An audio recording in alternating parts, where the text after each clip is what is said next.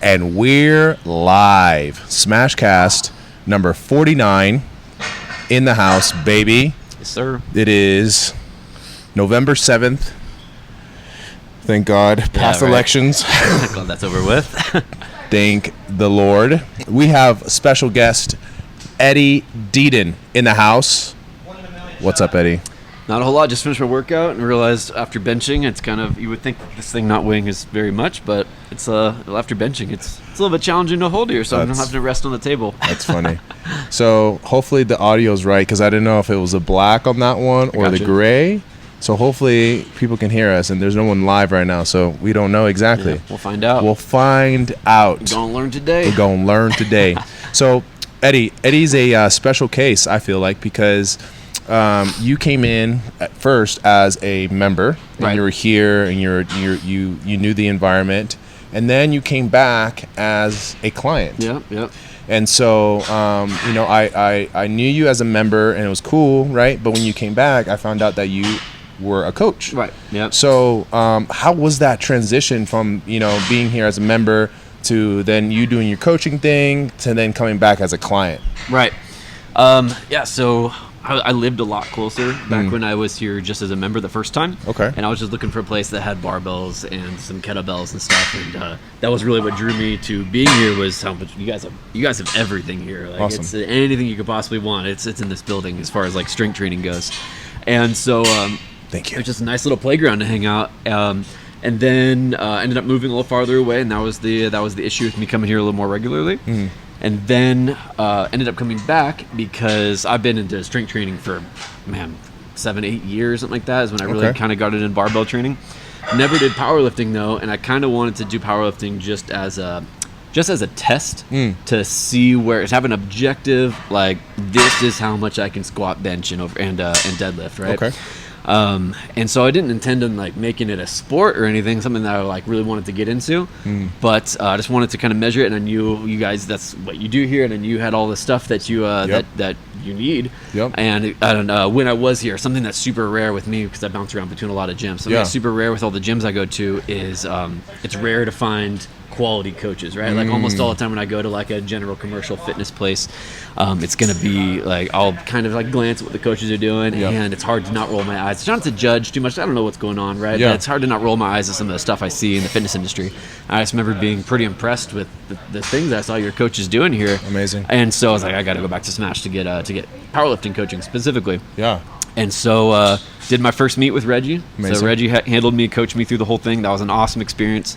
And then kind of got addicted to powerlifting more or less, because I planned on only doing one. I don't know if you remember in our initial consult, I planned on only doing the one meet. Yes. And then, so that was state championships back in March. Okay. I got second place, and first place was only 11 pounds over me. Oh my gosh. So now in the back of my mind, I'm like, oh man, I got it, like that silver medal. Like, I'm proud of the silver medal, don't get me wrong and everything, but like knowing that I was only 11 pounds under first place. So I'm planning on going back again in March and trying for a gold this time. Let's go. Yeah, And so this was the state, is this state championship? Yeah, this is state, back in March, yep. Oh, that's amazing. Yep. That's amazing.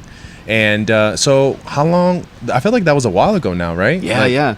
So I think we did our consult, I think we did it in December, but then I was going to be gone for 2 weeks. And so I started as soon as I got back in January, if I remember right. Wow. So it's almost been a year. Yeah. Dude, time flies. For real, no doubt, yeah. Wow. Yeah. Okay. And so you were the one that told Cecily to come here, right? Yep. Okay. Yeah, and then, I mean, she's obviously crushing it. You know? That's awesome. Yeah, she's like I hope she's not going to watch this, because I don't need her hearing this, but like, she's like the reason that I love the fitness industry. Is like, she actually, I'll tell you the story of how I got into the fitness industry. Yes. So so I just gotten out of the military, right? I joined the military right out of high school and right into the military. Had never set foot in a gym in my entire life. Before then? Before the military, and to be perfectly honest, I didn't even want to go to the gym. I just, only reason I started going is because all my friends after work would all go to the gym.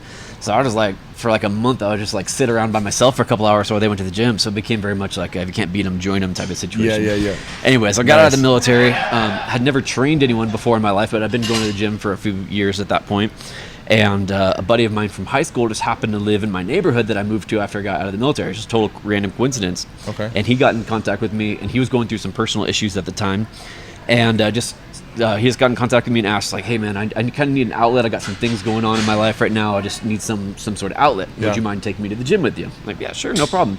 So I just threw him into exactly the workouts that we were doing. Yeah. I have never trained someone before. I was just like, hey, this is what I'm doing. You can do it with me. Yeah. And I was so inspired by, not necessarily like his physical change. He made physical progress for sure. But I was so inspired by like the mental change that he went through. Like his whole confidence got boosted. And like it was so cool to see his mental health just skyrocket through some, just lifting up heavy circles. Yep. So that inspired me to get my personal training certification. And that was 10 years ago, so I've been in the fitness industry ever since. So. Wow. Yep. Okay, so you've been coaching now for 10 years. Yeah. Oh wow. Yep. So originally, I applied for a job as a salesperson at the gym that I was already a member at. I got hired, and I was in the onboarding process. I was in like day 2 of 5 of the onboarding training for being a salesperson for this gym. I was in day 2, and it just comes up in general conversation with one of my fellow onboarding people that I'm getting my personal training certification. And right as I bring that up, right as I say, I'm in the process of getting my personal training certification, right as I say that, the director of fitness for the entire company just happens to walk by the door. He pokes his head in the door and says, hey, you, come with me. Okay, so I grab all my papers. He took me to another room, and now I'm in personal training onboarding. And wow. So I had no say in the matter. I was just, okay, I guess I'm a personal trainer now. So it very much found me. I didn't choose to be a personal trainer. So quote unquote, I don't believe in coincidences, honestly. Yeah. So it's like, that's amazing. Yeah. How you're just like, opportunities have been presented to you, and you're like, okay. Yep. Okay, absolutely. It just kind of makes sense. Yep, I literally had someone like kind of show me a different path than I was planning on going down. So interesting. So like before fitness, like what did you want to do? I wasn't sure. So I've changed majors so many times. So at that time, my major was digital cinema production. Cinema production. It's like video editing, special effects, and stuff like that. Oh wow! I really enjoyed that in high school, so I thought it's what I wanted to do as a profession. Like I made a lot of music videos and like short little skits with my friends in high school. I love video editing. And so I kind of wanted to do that, and then found out as I was going to school for it that I just wanted to do it for fun. I didn't want to make it a career. Yeah. And so to be perfectly honest, I don't know where I would have ended up if I didn't find fitness. Because I was kind of at a point where I decided I didn't want to do digital cinema production anymore. Yeah. And so I just kind of fell into fitness. Wow. Yeah. I love that story, bro. I love that story. So what was the gym that you first started at? And then how has been like that journey for you as a trainer, like going from gym to gym to gym, and like where are you at now? Yeah, no doubt. So the first gym I ever worked at was a place called California Family Fitness in Sacramento. Okay. Zero experience there. I learned pretty much everything that I kind of set the foundation of my entire career at CalFit. The thing that set me up for success at CalFit was all of the coaches that I worked with all had a high regard for like education, right? Which I feel like we can talk about a little more later, but I feel like that's something that's really missing in the fitness industry these days, where a lot of coaches will just get their personal training certification and then they're good and they just kind of like do their thing, which is fine, but like it doesn't set them apart. But all the coaches at CalFit, like all of them were TRX certified. All of them had that level 1 TRX certification. I had nothing, right? So I figured, okay, well, this is just what you do. Like you get your personal training certification and then you get your TRX certification. Yeah. And so I did that, and that just kind of set me up on this path of like, all right, what's the next education? What's the next thing? So I kind of carried that forward with my career, and that's how I kind of find out at any gym or any place that I work at if I'm going to be a good fit there or not. Is what is the culture of the coaches? Do they respect education? And when they don't respect education that much, or they don't actively pursue education, then I find that's not really the best fit for me usually. And so the continuing education is something that you would just like you hold dear to. Big time. Yeah, for sure. I almost went overboard. Actually, I think I did go overboard with it. So back when I worked at Equinox, I was doing like a certification a month. Oh my gosh. Yeah, right. And so it was a lot. And I don't know how many of those certifications you do, like the weekend workshops, right? Yeah, for sure. Like it's a lot of information. It is. And my general recommendation for coaches is when they take one of those certs, like take a few months to kind of absorb it, practice it, and see what parts of it you want to integrate into your coaching style. For sure. And when you're doing one every month, you don't have time to do that. You don't. So my general recommendation, if you want to be aggressive with it, I'd say no more than one a quarter. And so that's kind of what I'm trying to get back to, is doing a 1 weekend workshop a quarter. Interesting. What was the latest one that you've done? I just did one last weekend, actually. It was called Human Matrix with Zach Couples. So it was very, it was probably the most sciencey certification I've ever done, or weekend workshop I've ever done. It was almost like, it was pretty physical therapy based almost. It was biomechanics in the way of like relative motion between joints. Like if you're moving your arm up this way, what's going to happen with your rib cage? How's that going to affect your hips? So it's just talking about relative motion between joints and how that's going to affect your ability to go through certain movement patterns. I love that. Yeah, it was awesome. I love that. Man. So, and then where are you at training now? So I got a few different jobs right now. So that's kind of been the theme for the last few years. Is like I'm all over the place. So 3 main jobs I got right now. So I'm working at a gym that kind of specializes in physical therapy, more or less. It's more physical therapy based. Yeah. But my position title there is performance coach. So nice. I'm not doing any of the physical therapy, obviously, but that's kind of the style that they have there. And then that's in the mornings. In the evenings, I'm a strength and conditioning coach for a youth swim team.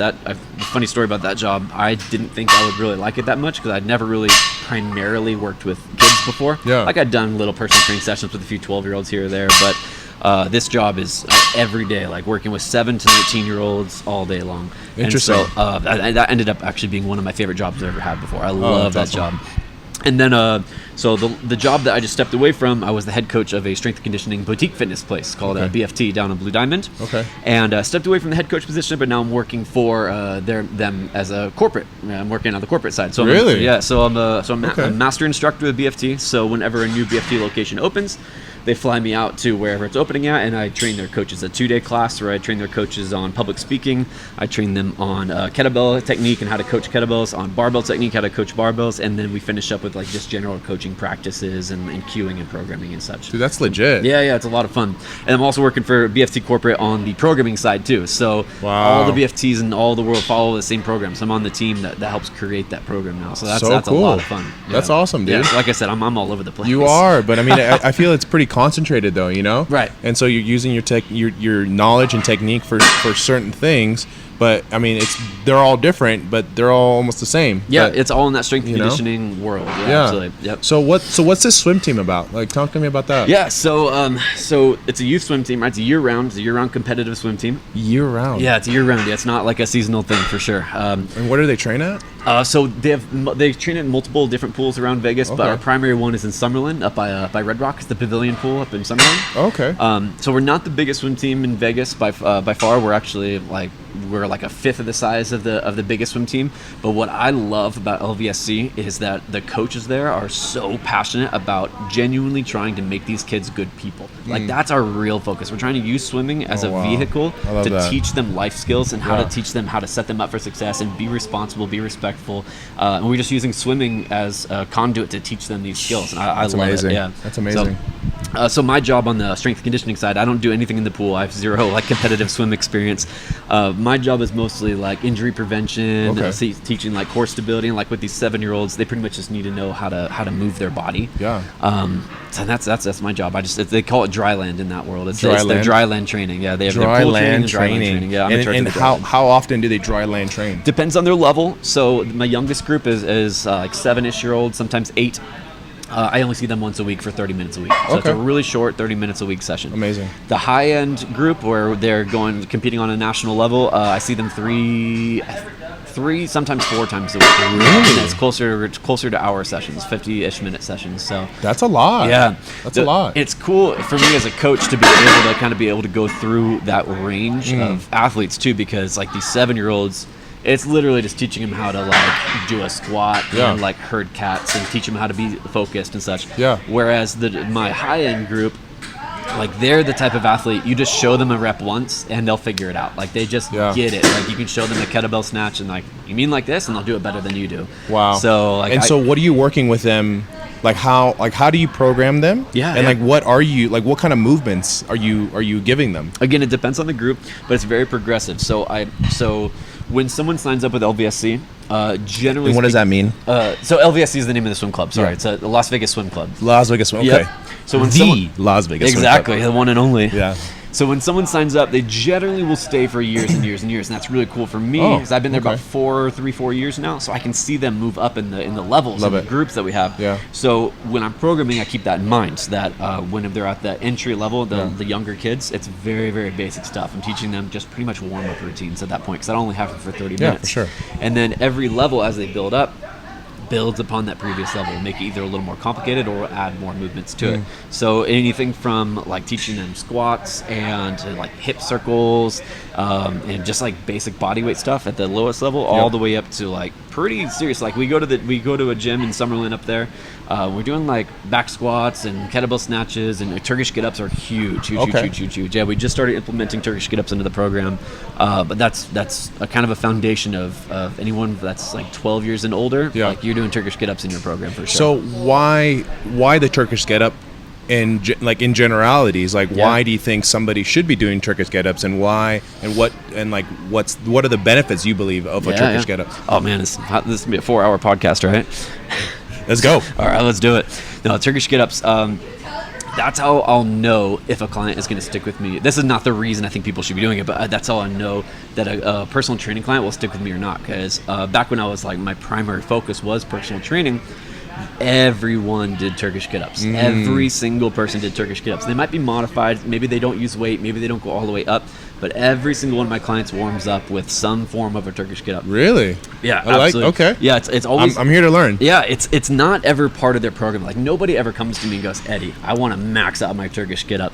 No one ever says that, right? And that's not necessarily the point. If someone wants to, cool. Yeah. But that's never the point. It's more of a warm-up routine. So to answer your question, my favorite thing with a Turkish get-up is kinesthetic awareness. Okay. So I don't know how many people you've worked with. I'm sure you've seen a few where they just like, you tell them to raise their arm overhead and they just kind of like do this or something. Like they just like have no awareness of how to move their body, right? Okay. And with a Turkish get-up, when you're learning it, you can kind of cheat a little bit, but as you start to learn it, you have to be able to do these movements without looking where you are. So you have to be aware of where you are in space and what angle your limbs are at, and where everything is placed. Where you are in space. Yeah. And so it gets you very aware of where you are in space. And I think that's when you kind of tune your nervous system to be in tune with the rest of your body, in sync with where you are in physical space. Yeah. Then we go have you do something like a squat or a deadlift. You're much more aware of where your body is at. And so I'm doing it more, that's one of my favorite reasons at least, but I'm doing it more for like the neurological benefit of like kind of just waking up your nervous system, making you think about where you are in space and kind of see how you're feeling that day, because it takes you through so many different planes of motion, so many different joint structures are used, so it just really makes you feel like aware of where you are in space. I don't do Turkish get-ups. Man, I should take you on the floor and do a few. I want to. I used to have a old coach and a very good friend of mine, Nick, that he was like adamant about Turkish get-ups, and he kind of remind me of him actually a little bit. So it's like, it's like coming full circle. It's like maybe I should be doing some Turkish get-ups, you know. But he would challenge himself to do, like as much as he could, right? Because he just wanted to challenge that motion for himself, so then he could challenge his clients. But I think what I would love to do is maybe tee up these people. Maybe let's. I would love to get on the floor with you. One of these days, and like let's go through some Turkish get-up movements. Absolutely. And talk a little bit more about the dynamic of it, because like, I mean, I know I've done it before. I just don't do them regularly. But like now listening to you, kind of like the reason why I'm like, that makes so much sense. I'm super passionate about it. Like, I'm writing a book on the Turkish get-up, like a whole book. Like, my goal is for the book to be 100 pages of like actual content. I don't want like 100 pages of filler nonsense. I want 100 pages of actual like good content just about Turkish get-ups. I think I can make it happen. I've been working on it for about a year, off and on, here and there. But anyway, so I'm writing a book on the get-up. I have a 4-hour workshop that I run just on the get-up. And when I tell people that I can talk Turkish get-up for 4 hours, like, it's because I've done it before. I teach a 4-hour class just on the get-up. So super passionate about it. I think the overall reason, and you as a Brazilian jiu-jitsu guy too, I would love to get your feedback on it too, because I've never done jiu-jitsu, but a lot of people have told me like it mimics a lot of the positions you have to be good at. Yes. But I always say get-ups are the Swiss Army knife exercises in general. Like, they're not the best at anything. Like, if you told me you want to be as strong as you possibly can, I would probably say, you should probably be squatting, overhead pressing, deadlifting, and such. But if you just want to be generally fit, if you just want to be pretty good at everything, like, man, get-ups are money, man. They do so much good for you. Interesting. That's what I need. You know, I've my personal schedule, I'm only lifting once a week right now. Just because it's just the intensity of jiu-jitsu that I'm at right now. Yep. It's like, it's just too much if I do more. I mean, that's how I literally tore my chest this year. And I was actually, just to update you guys, I was able to do a pull-up for the first time in over 8-9 months, just this week. Wow. You know, so it's a big deal. I was able to do overhand and underhand pull-ups. Sweet, man. That's or awesome. chin-ups and pull-ups, right? So, I mean, that's a big deal, man, because... Yeah, coming from an injury like that, so I'm actually getting over my very first injury I've ever had before. I just don't be able. I've never had an actual injury to take me out of the game before, and I'm starting to come back from it right now. And I'm finding it's almost as cool to get to re-PR these things that you've done before in the past, but like to know, hey, I'm making progress. I'm getting back to where I was. It's like you almost get that same rush when you hit a weight for the first time as you do when you hit it again when you come back. And so you get to experience that whole like newbie phase all over again as you're making this progress, and probably wiser now too, because you can come into it with a little more 100%. Experience. 100%. I mean, like I do live in that warrior mentality, you know, of like, you know, if whatever I lose my limb, I still have to find a way to fight. Yeah. Right. So it's like, especially with jiu-jitsu, it's like injuries. It's not a matter of if, it's a matter of when. Honestly, because it is not a light sport. Yeah. You know, I mean, it's pretty. It's full contact. The only thing that you don't do is hit each other. But I mean, we take each other down. We throw each other. We arm locks, chokes, all that. You know. So it's very physical. So when I get injured, it sucks. Right. But it's kind of fun to roll and to figure out, okay, what can I do and what can't I do, and to work around the injury. Got it. So then it makes new neurological patterns. Right. Right. Because like I wasn't able, because I'm used to posting with this arm. Got it. And like posting and getting somebody up or over, or even posting on my hand. Yep. I actually re-injured it this year too, because I posted on my elbow and my elbow slid. Yeah, and I think it was scar tissue, but I was like, man, that put me out for another month, you know. So it's been a journey. Yeah, it's been a journey. But I think injuries. I mean, injuries help us in a sense. It sucks. Yeah, but we get to find new ways, new patterns, new ways to move. I think which makes us better. Yeah, it's just a speed bump. Like, we're gonna all face our setbacks and such. So it's just a good. It's almost like a good mental exercise. Give your body a little break, get your mental exercise back in. My problem is when I got, so like I said, this was my first like real injury that I've ever. So what happened? So I think I strained intercostal. I think is what happened. Yeah, because I was having it was a light bench press day. Really? Yeah, it was just light. It was close grip, so it was light, but it was just a light bench press. My problem is when I'm bench pressing, I naturally kind of slide the bar to my left a little bit on accident. So I was consciously aware of that, so I consciously moved it to my right, and I think the extra stress over here on this side kind of just caused something to kind of strain or tear a little bit. Did it pop? No, that's the thing. When it happened, I barely felt it. But so my problem, going back to my original point, my problem is I don't have a dial. I have an on-off switch, right? So I'm either on or I'm off, and that's the thing I'm working on, is try to learn how to dial up, dial back. Okay. But my problem was I kept training through it. I was like, that was nothing. I'm just going to keep training. And it kept getting worse and worse and worse. It got to the point where it was so painful where I couldn't sleep. Oh my gosh. And so like, man, screw this. I'm just done. I'm not going to lift any weights. I'm not doing anything. So I took 3 weeks off. Didn't come. Amazing. That's why, it's just you probably didn't see me in here for a few weeks. That's why I was like, I'm just done. I'm not doing anything. I'm not going to lift any weights. I'm not doing nothing. Anyways, I'm back now. It's definitely like, I'd say it's like 98% better, but now like we've been talking about, like I'm smarter now. I can figure out how to work around this a little bit better. I think the issue with a lot of athletes, it's not the exercises, it's not the drills, it's the rest. Yeah. It's lot. So underrated too. It is. And it's like I see it all the time. You know, it's like the only time that we rest as athletes is if we're sick or if we're injured. Yep. So underrated, especially in like my group fitness experience. Man, it's like pulling teeth to get people to like. In my group fitness experience, we did group strength training, right? It wasn't your typical group fitness where you're running around and rowing machine and running and such, and burpees and jumping jacks. It was strength training. And people come to us from like CrossFit or other group fitness places where it is that style, which is all good, but that's not what we do. And it's like pulling teeth to get them to relax and rest during those rest periods.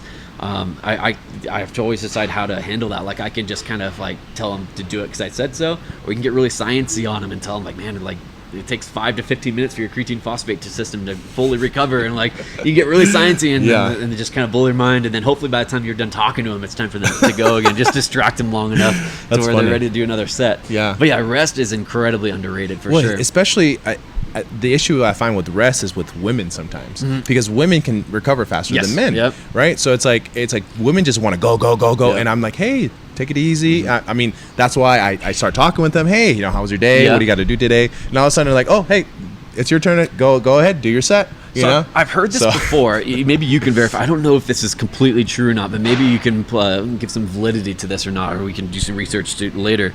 I've heard that the reason women recover faster is because their nervous system won't allow them to unlock as much strength potential as their muscles have. So women have kind of like a cap at like 60 to 70% of their nervous system. So their brain won't allow them to use more than like 60 to 70% of their full strength. Whereas men's cap is more like 90 to 95%. Really? So if I could deadlift, let's use easy numbers, 100 pounds, if like I had no caps, like my brain is not going to let me lift more than 90, whereas women will hold them back closer to 60. Their nervous system just won't fire as actively and let them recruit as many muscle fibers. I don't remember where I heard that. I need to verify, but that makes perfect sense to me though. Like I mean, what women's bodies are designed for. So well, it makes more that makes sense, because like if men are firing more muscles than women, so that it is going to take us slightly longer to recover from that activity. Yeah, it makes total sense. I mean, I just knew for me it was just experience, to be honest with you. Like I feel like I'm gonna be honest, I'm on the other end of certifications. Like I have probably taken maybe total of 3 certifications total in my whole 8 years, so like my experience has been totally from people, from like moving, like working with people and seeing how they move, different types of people, older women, older men, to younger, and seeing what works, seeing what doesn't. So people have been my experiments this whole time. So and I've been personally so busy with clients that it's just like doing like extra education just hasn't been like on my radar. But like talking to you, I'm like, man, like I really should, I really should get out there and like learn some new stuff, and like even just talking to you, I'm learning new stuff now. I'm glad to hear it. But at the end of the day too, we're dealing with, most of our clients or me personally, most of my clients are general population people. So it's like it's just getting them to move better, and create better movements, better habits, more consistency in their life. Absolutely. And then once they get to a level where I'm just like, I can't take them, or what they need extra knowledge or more, or a better suited coach. Here you go. On to the next. On to the next. Graduated. Congratulations. Exactly. Or they don't, or we just keep doing what we're doing. We just keep progressing overloading, and with deloads and whatnot, and here we go. I mean, well, if you ever are curious about any courses that you see online, because there's so many of them, right? Like, let me know, because I've taken just about any course you could think of. Like, I have an entire podcast episode about ranking every single certification I have, as far as like how that's awesome, how valuable I found it. My 3 buckets that I have though is bad. If it was a bad certification, it means I didn't really take anything. None of the information that I learned, I'm not to say that I didn't learn anything, but none of the information I learned am I going to use. I call that a bad certification.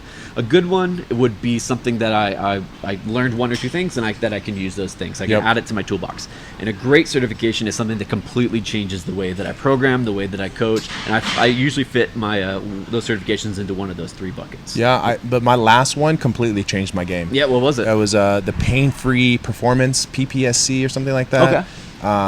It was like pain-free performance coach or something like that.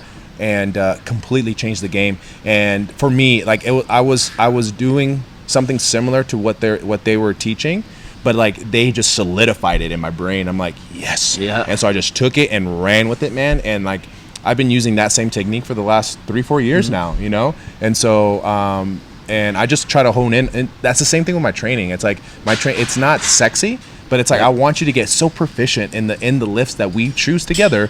And that's the only way that we're going to get stronger and better is if we stick to these specific movements and just keep getting better and better and better at it. It's like, we're not going to get better if we just keep changing things, you know, like just like constantly like, oh, let's see what the deck codes today. You know, no. Let's stick to something that you like to personally progress in, you know, if it's, you know, the trap bar deadlift, if it's a straight bar deadlift, it's just a kettlebell deadlift, like what do you want to feel stronger at, and let's just focus on that.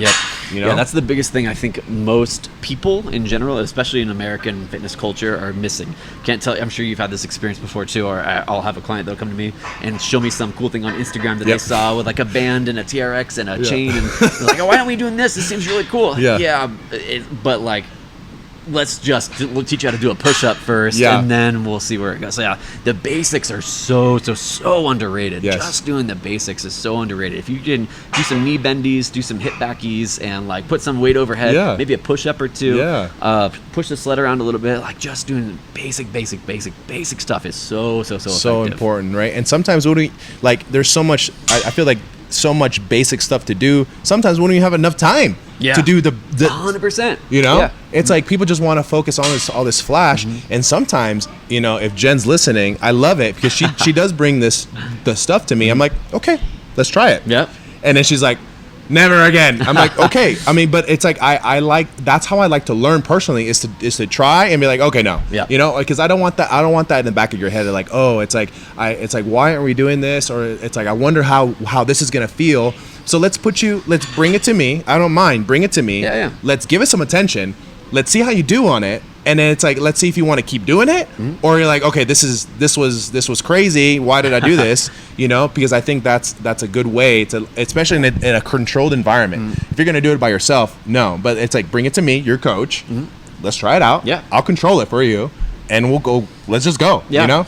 I think a good way that I would personally, if I was in that situation, a way that I would summarize everything you just said is, it's perfectly okay to change the focus of your program. Like if your goals change, or if you want to do this thing, that's totally cool. We can do that. But your program has to have a focus. We're not just doing random stuff for the sake of like making you tired and sweaty. Like we want you to progress on the things that we need you to progress on. Correct. So if you want to change those things, that's totally cool. We can change it. But we have to have some sort of focus to your program. 100%. This is what I tell people. Any program is going to work unless the whole thing is just consistency. Any program's going to work. As long as you stick with it. That's it. And especially considering, absolutely nothing wrong with this. If you talk to any advanced athlete, they'll tell you how great it is to be a beginner because you make gains so fast.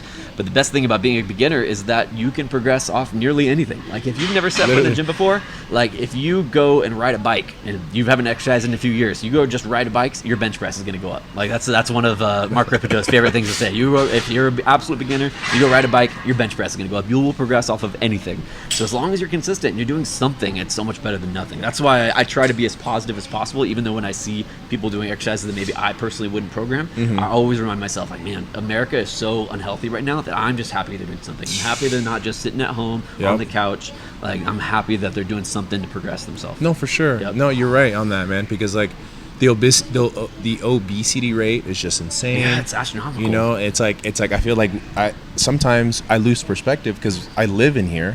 You know, and I see all these people around me, and then, but right when we step out of these doors, I'm just, it's a whole new world, honestly, you know? So it's like, the more that we do this, honestly, I think it's better, you know, we've actually got a couple clients doing this. Good. You know, because they're like, you know what? Yes, you're right, or something, you know? So it's like, I think it's just like more awareness, I think more content, you know, I think we'll start waking some people up, you know, and I think people are waking up, you know, because it is at an all-time high, honestly, you know, and health is wealth. Yeah. Oh, definitely. Yeah. It's just like the argument a lot of people make is that for like being unhealthy is that, well, if you spend all this time in the gym, it might prolong your life, but like if you add up all the hours you're in the gym, but they're missing the point. The point is quality of life. Like one, I could definitely make a case that you're still going to get more time for sure, but also that time you have is going to be higher quality. You're going to be able to do more things. And the other thing about the obesity thing is, man, like it's just,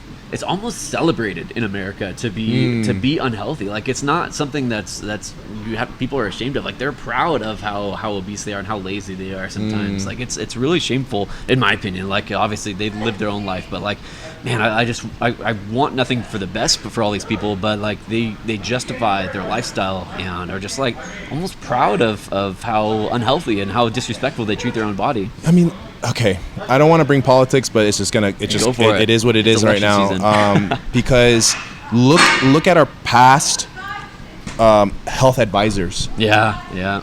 Okay, and now look at our up and coming health advisor or advisors that are going to be coming in, like Robert Kennedy.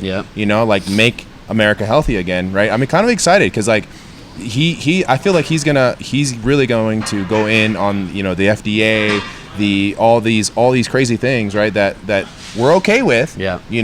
So what are your thoughts on that? And into the next, I guess, 4 years of this Make America Healthy Again? So my opinion would be that I'm sure there's gonna be things he does that I would disagree with, that I would do differently, right? But I feel like the state, how disorganized that entire branch is, and how pitiful it all is right now, I feel like you can't change it for the worse at this point. Like, I don't think it can get any worse. So like, I love the fact that he's passionate about it, and I'm kind of taking the same mentality with that as I would with seeing a coach give their client an exercise that I wouldn't personally program. Like, I'm happy something is happening here. I'm happy that he's clearly passionate about it, and he's enthusiastic to make positive changes. And so I even though, like I said, I'm sure some things will happen that I wouldn't personally do. Correct. I think this current state is so pitiful that any change, I can probably get behind pretty much any change at this point. Yeah, for sure, man. Because at the end of the day, what I said before, health is wealth, and I think we need to refocus ourselves on that. And what does that mean for you? Because it can mean just going out on a walk every day for someone, that can change their life, right? Or it's like, okay, maybe I do need to like watch my diet and see what am I eating, that can make a crazy change. Because it's not, people think it's like this elaborate, like, oh, I have to change my life. I think that it's so daunting for people, right? So maybe what would you suggest for someone that's like, that's not really living a healthy life right now, and they think that, they do need to like change their life to like get this crazy result? What would you recommend off the bat, to make it kind of easy? So 2 things. One is any changes you make should fit into your life and improve it, not add stress and such. It should fit into what you're currently doing, not make you more stressed out. The other thing is taking things, instead of adding in the gym, adding in this protein shake, adding in this stretching routine or whatever it is, instead of adding something in, taking unhealthy habits out of your life is incredibly effective, like way more effective than most people would think. Instead of thinking like, oh man, when am I going to find time to go to the gym? If you instead take out going to fast food 5 times a week, 4 times a week, whatever it is, or take out soda out of your life, man, that does volumes. If you've been pounding soda into your veins and you just stop drinking soda, that alone will make life-changing changes to your life. So yeah, one would be taking things out is incredibly effective. Taking things out first. Yes, and then when you find room to add cool things in, like going to the gym and such, it should fit into your life. It shouldn't overpower your life. It should fit into your responsibilities as a parent, your working responsibilities, making sure you get enough sleep and such. So yeah, it shouldn't be overly stressful. Yeah, the taking out part I think that can be tough for some people too, right? So it's like arguably harder. Yeah, to add rather than take out, right? Because I think taking out is like is them facing that mirror, like, because sometimes, like, I mean, I think the people who drink the soda, the soda industry, the soda, I don't think they notice, for them it's just a drink, know, it's just a drink. It's like it's just a drink. It's like, and whatever, but like they don't see the it adding and stacking up against them. And also, it depends on the person you're working with, but it's important to not also villainize these things too, because like it's okay to have a soda every once in a while. I just wanted to like kind of, because we're going over here like acting like soda is the worst thing you possibly do. Like, it's okay to have a soda every once in a while. I want people to understand it's not a switch like we were talking about earlier. It's a dial. We just we need, what's the word, moderation, right? We need some moderation and not going overboard. Well, I think that's a tough thing, because like, even for you're like, you have an on off. For me, I have an on off too. It's like I'm either doing it or not doing it. Exactly. So I guess it depends on who you are. So it's like if you know you're an extremist, just cut it out. Yep. But if you need it to taper off, just cut half of it up. Like start with even a quarter, right? So if you have 4 sodas a day, maybe just cut it to 3 sodas a day. Yeah, little progress. 2 sodas a day, 1 soda a day, right? You almost treat it like a strength training program where you like progress through the weeks. Yeah. Like linear progression on your sodas. On the soda. Reduce your soda intake. Yeah. I like soda water. Do you like soda water? So, a funny story. So, that hasn't come up for a while. So, I feel like that I could have been literally diagnosed with a soda addiction when I was in high school. Like, obviously, I never was. But, like, I had so much soda when I was in high school. I would drink. What was your favorite soda? Oh, man. I would drink anything. Didn't matter. Coke, Dr. Pepper, Pepsi, anything. It doesn't matter. But high school. Yeah, in high school, maybe a little tail end of middle school. But, man, like, I would probably have 6 cans of soda a day. Maybe. Yeah, a lot of soda, man. Let's go. So much soda. Anyways, and so I still have that in the back of my head where I really, really like my soda. But to come full circle to your question, that's I drink like seltzer water now, like flavored seltzer water, and I get that same little pop that I would, and I kind of trick myself into thinking I'm drinking soda, but it's just water. It's just flavored water. I'm a soda water freak. Me too. Yeah. I'm drinking like 6 of those a day now. Oh, man. So Sam's Club, they have this mineral soda water mineral water, and it's in glass bottles. It is so hard to open it. Okay. It is like, I don't know why. It's just it's the pressure it's crazy on it. So right when you open it, it's like, oh, right? And then you first take that drink, it's like, oh, I don't know. It's just so crisp. It's a workout built in. It is, bro. It's like, I have to like rest because it was so hard to open. But that's the satisfaction of, you earned it. Oh, it was great. But man, that's a thing, man, because that whole case is a 24 pack. It's $17. Hopefully that lasts me a week. Yeah. Because I'll take like 2 or 3 sodas down a night. I could do that easy. Yeah, for sure. So good. Yeah, I feel like I need my own like soda. Like a vending machine or like a little tap or something. Yeah. That my own CO2 with you can do that. Man, I wonder how much that would cost. That's got to be more than it's worth. Maybe, I don't know. I'm interested, but they have those little setups where you have the little CO2 thing and you like fizz it up. Yeah. But I don't know how much it is to like. I don't know. I don't know, man. Plus, I feel like I don't know. I like my things everything in my life. I like as simple as possible. I feel like I would mess up like the ratio or something. Like the ratios are good. Exactly. You start tampering with it. Right. I would call in like a soda expert to come calibrate my soda machine for me to get it just right. Oh, that's funny. Man. That reminds me when so I used to be really into pool. Like playing. Well, the first time I lived in Vegas, I played pool like 8 hours a day. Like billiards. Yeah, exactly. Yeah. Okay.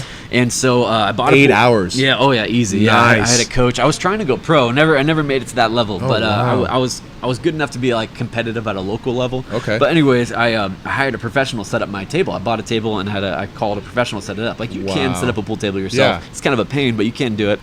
Anyways, I love this dude because in order to set up a pool table, it has to be perfectly balanced, right? Otherwise, the balls will roll in a direction you don't want, so it has to be perfectly balanced. This dude was leveling my table with playing cards, and he went back and forth between 2 or 3 playing cards. Oh my gosh! That's how precise this dude was. Wow! And that's why I'd be getting to set up my soda machine, is making sure this is precise to the bubble. A card, bro. Yeah, that's playing insane. card. Yeah, exactly. Yeah. Oh my gosh, bro. Yeah. I don't even know because my parents. I grew up with a pool table in my house, and I used to have buddies out there all the time. We used to play pool. Yeah, I don't know for 8 hours, but like for 4 maybe. 8 hours is a long one. Yeah. 4 hours maybe. Yeah, 4's good. But 4's good. Yeah, we'll take 4. But I don't know if the guy used cards to level it out, man. That's intense. Yeah, he was there for a few hours. I mean, he didn't have he said he works with the team. Yeah. But yeah, he was there for like 2 hours setting his table up and like making sure everything was perfectly level and smooth. I love that. That's a person caring. For their work. You can tell they care about their craft. For sure. I love that. Rather than just doing it just for a paycheck. Yeah, yep. Do what you essentially are good at. Not essentially love. Like, what do you think about that? Like, doing something that you love. Like you wanted to get into cinema or video production. Yeah. But like you're like, I don't know if I want to do this as a career because it might turn into something that I don't want it to. Yeah. So, man, I just was listening to a podcast recently, and they answered this exact question. And I love the answer. I'll see if I can remember it. There were 3 criteria to find how to be successful at a career. One of them was something that you enjoy doing. Okay. One was something that somebody will pay you for. Man, I don't remember what the third one was, but it was it was like a need in the market or something like that. Okay. But it was something you enjoy doing. Oh, it was that you're good at. That's what it was. Something you love doing, something that you're good at, and something that you'll pay you for. Okay. So if you're missing one of those three, you'll never be like super successful, or you won't make successful as in like financially successful, I should say. Yeah. You could be really successful in other ways, but to be financially successful in your career, you have to have those three criteria. You have to love doing it. You have to actually be good at it, and you have to have there has to be a market for it. If one of those three you're missing, you'll have a much harder time being financially successful with that. Interesting. Mm-hmm. So it is important to love what you do. Mm-hmm. Yeah, I would say so. Well, because that love becomes a driver. Yep. Yeah. But then if you're missing one of those other, like if you love it but you're not good at it, but people will pay for it, then you're missing the money aspect. Or the opposite, if you love it and you're good at it but nobody really wants to do it, then there's no money in it. There's no money in it. Yeah. Exactly. Yeah. Yeah, like me. Like I love playing volleyball. Was I good at it? No. But I love playing it. It was great. I'm sure there's a lot of things out there like that. That's where hobbies come in, right? Like it's important to have hobbies and like it just differentiate that from your career. Yeah. But, what are your hobbies? Oh man, so funny story. I got a little story for everything. About a year ago, I was getting my hair cut in this barber, and it was only the second time I've seen this barber. Okay. And he was cutting my hair, and he asked me the same question. He goes, "So when you're not in the gym, what are you doing?" And there was an uncomfortably long silence as I tried to figure out what the heck I do when I'm not in the gym. Man, I just work so freaking much. I don't know if it's a good thing, but like I said, man, I've got side projects I'm working on. I got those 3 jobs that I take up most of my day. Like everything in my life revolves around strength and conditioning. Like that thing, I'd say the only things that are outside of strength and conditioning are when I'm taking care of my daughter and spending time with my girlfriend. Like those are the only 2 things that are like not fitness focused. No, I mean I don't think there's anything bad with that unless you think that's something bad. No, not at all. Yeah. Like, so. How old's your daughter? She's 9. 9 going on 19. Okay. Yeah. Yep. I bet. Yeah, no doubt. And just one child? Yeah, just the one. Okay. Yep. You want more? Yeah, I wouldn't. Yeah, I was on the fence about it, and I started dating the girl that I'm seeing now, and she's like, I want kids, and so I had to decide. Like, okay, I was on the fence about it. Which way? If I'm going to stay with her, she definitely wants kids. And the more I think about it, the more like, I would love to have a couple more. So so, awesome. Yeah, definitely. Kids that's definitely my future. Kids are great. Yeah, I mean, as you can tell already, kids are great. Yeah. I don't remember who said it. It was like nobody. I think it was Elon Musk actually might have said it. It was like nobody has ever regretted having kids. Yeah. Like you have a kid. Like a lot of people are on the fence that they want to, but nobody's ever regretted. Like, oh man, I wish I didn't have this kid. Like that just doesn't happen. Doesn't make sense. No. It doesn't. Yeah, it doesn't happen. Yeah, and it doesn't make sense. Right. No doubt. Yeah. It just gives you so much more drive. And 100%. Like I don't know if I would work 3 jobs if I didn't have a daughter. Like I would probably just work my BFT corporate job, to be honest, and get by with that. But I mean, I do so much more just knowing that I have somebody else that's depending on me. Oh yeah, I mean, I think that's such a provider thing, right? Mm-hmm. Like you being the man and the father, right? Like it's like it is our purpose, you know. And I do think I was just talking about this. I mean, to another guy is that men need purpose, and we just talked about this on our last podcast. Oh, cool. We need purpose. Yeah. As men, we need purpose. We need to get up and have something to do. We need to make a fire. Fire. Make fire. Put meat on fire. Meat, fire, cook, eat. You know. But that's just how we operate, you know? And so like I was talking to a guy and he I'm not gonna say his name, but I'm just gonna tell his story. He was, at a job at like in the casinos, doing it for a very long time, 20, 30 years maybe. And now he's out of it because the place shut down. And he's like, oh, man, I'll take some time off for myself. And then he just kind of fell into like a depression because he wasn't living now a purposeful life. Yep. He was getting up and then just going back to sleep. And then that just kind of snowballed the whole day. Right. And so it just proved my point. I'm like, man, you just got to get up. You get one, create a schedule for yourself. Yep. Put it down. 7 a.m., get up. 7:30, walk the dogs. 8 a.m., breakfast or whatever. Just make a schedule, make it count, be purposeful, and repeat. And it has to go back to your favorite question too. You asked me when we did our consult, like, what's your why behind this? Yes, like anyone can make a schedule, but if you don't have a why behind it, who knows if it's going to actually produce anything? If you're actually going to get anything out of it? If you don't have an end goal at the end. So yeah, there has to be a why behind whatever their schedule is. Like, what are they doing this for? Otherwise, like it might fall off. That's important. Yep. Your why. Yep. What is your why? Yep. which could be tough considering what we're trying to solve is your purpose. So it kind of loops back to that. Just kind of go deep. I think just starting with I think it's just simple steps, right? Like look what's around you. If you have a family to provide, cool. But that's the thing. It's like, let's say like they have the finances and they have the finances set. They have their investments set. They're not really struggling financially, right? So it's like, then at that point, it's like okay, like what can I do? Yeah. It's like, go make fire or something, right? Like, right. Go chop some wood, or I don't know. It's like, he was just in a very odd position, right? Because it financially he's set. He just doesn't need to work.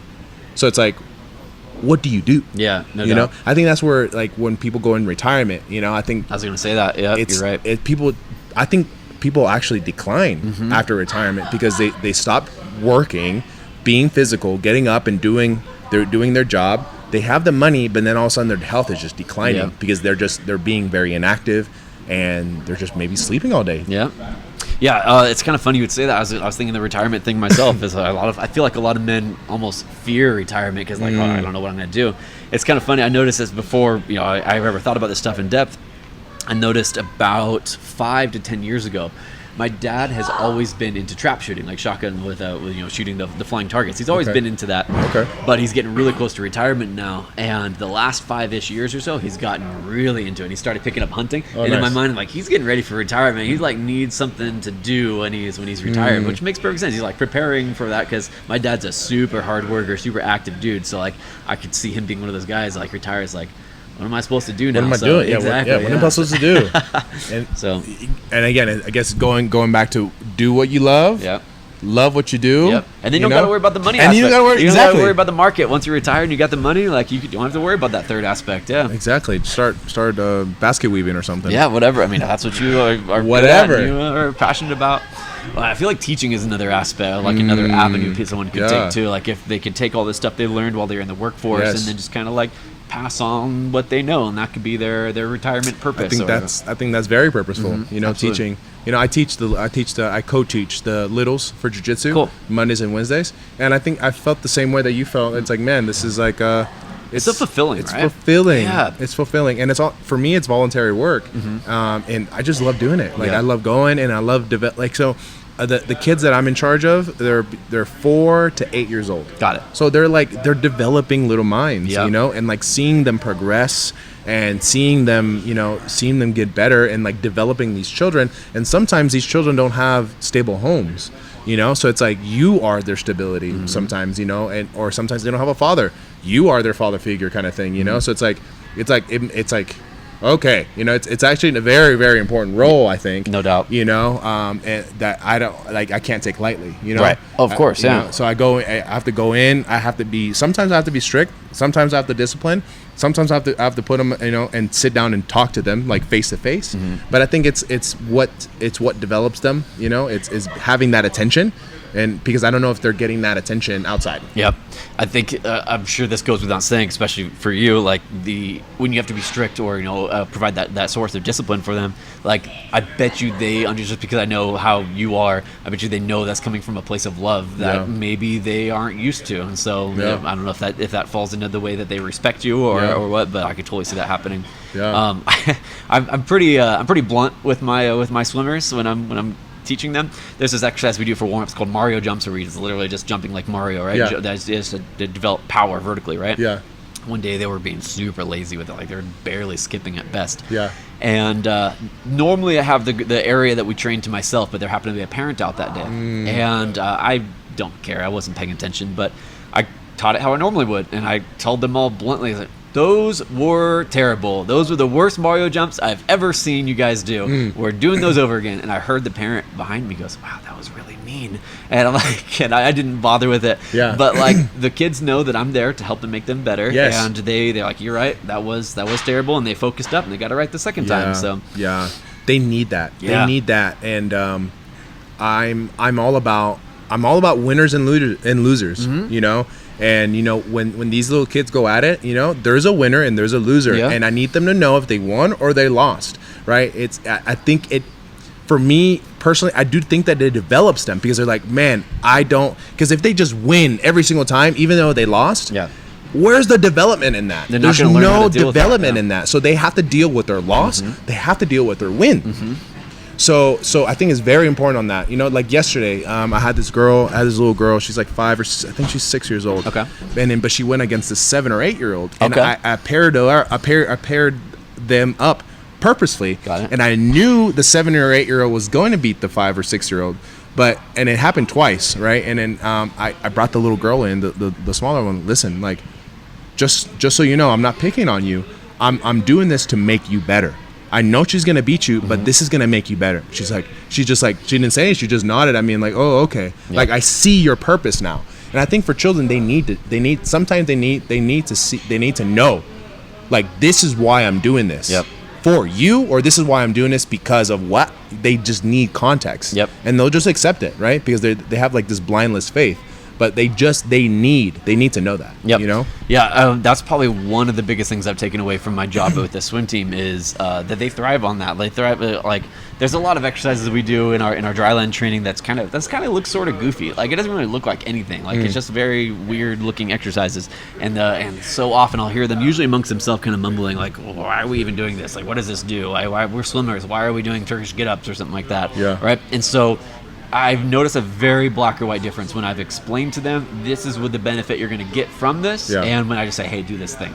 And it's a very noticeable difference. Purpose driven. Yeah, exactly. The word I like to use, I always tell them that if they learn nothing else from me and from their dryland experience, I want to teach them to be intentional. Like, be intentional with your movements. There's so many exercises we do that you can kind of just sort of go through the motions on, like the Mario jumps, right? Like, they're barely skipping at best. They're going through the motions, but if they're not being intentional with the movement, they're just wasting their time. We're going to do it over again. They're going to learn pretty quick. It's better to just do it right the first time. Intentionality, right? That's so, I mean, just with like the Turkish get up, you know, them being intentional in what they're doing, being like them then realizing where they're at in space, right? I think like attention, right? Or being intentional, being attentive, right? Knowing what's going on, right? Yeah, no doubt. I don't think people, I think the NPC problem, right? People are just kind of like going through things without even knowing why they're doing that.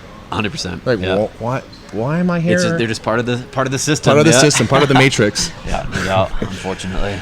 Nice, man. Well, do you want to end with something? We're 56 minutes in. Wow, this is a good podcast. Right on. Cool. I'm glad I could help. No, I don't really have anything prepared. Just I hope that someone gets some sort of value out of this. Yes. I hope that we could continue making America healthy. Like, we need some help. And stay tuned for the Turkish Get Up video. Absolutely. Yep. With Coach Eddie Deedon. Yes, Thank you guys for joining us. Catch us next week. Peace. Have a good one.